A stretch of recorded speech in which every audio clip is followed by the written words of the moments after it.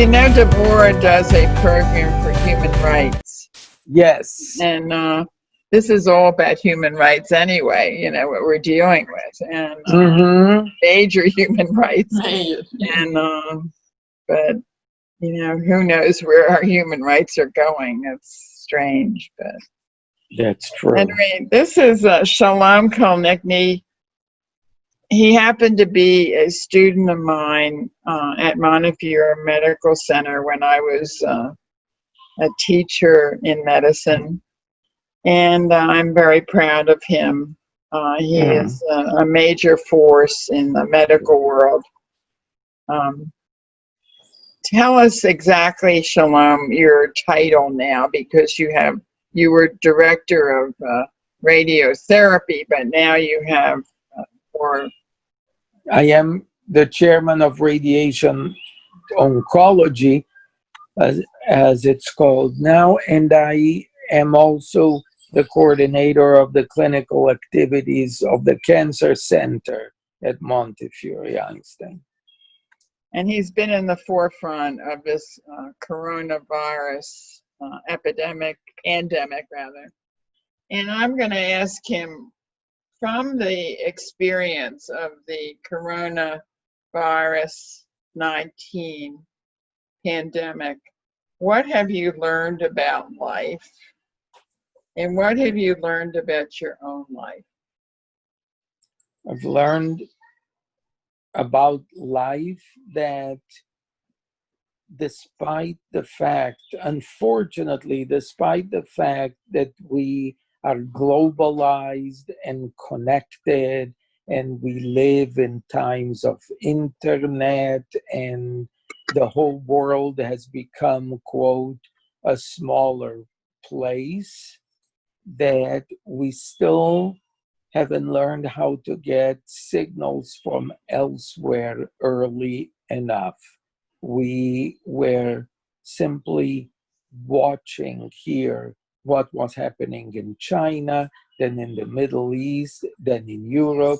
It was coming close to us, and we sort of only woke up when it arrived on our shores.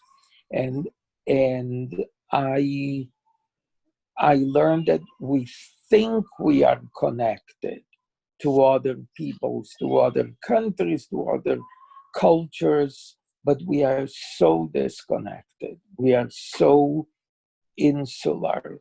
Each place, each culture, each country or society, as you want to call it, is that how distant the reality was with what it's like advertised, and what I was naively thinking, that we had learned the lessons from world wars, from issues in other continents, and everything continues to be too much about us and too little about others and humanity at large. So that was the hard lesson that I learned about life. The beautiful lesson that I learned about life is how ultimately the medical profession instantly came out, and the healthcare profession, physician, nurses, front desk people, administrative people, immediately came out from being a business, so to speak, and its routines to react to truly helping people, extending a hand to anyone who came in, and desperately looking to comfort people where there were no treatments, and desperately looking for treatments where there are possibilities. So I found a new inspiration in the medical profession around me to compensate for the disillusionment of finding that the world is not unified. Well, it gives you hope for the future, doesn't it? Yes, it does. And we did talk about this, that there will be a new normal. And Hmm. hopefully it'll be for a better world That's in right. many ways. And what can I say but thank you for what you've done for me in this time, by the kind of care you've taught and trained others.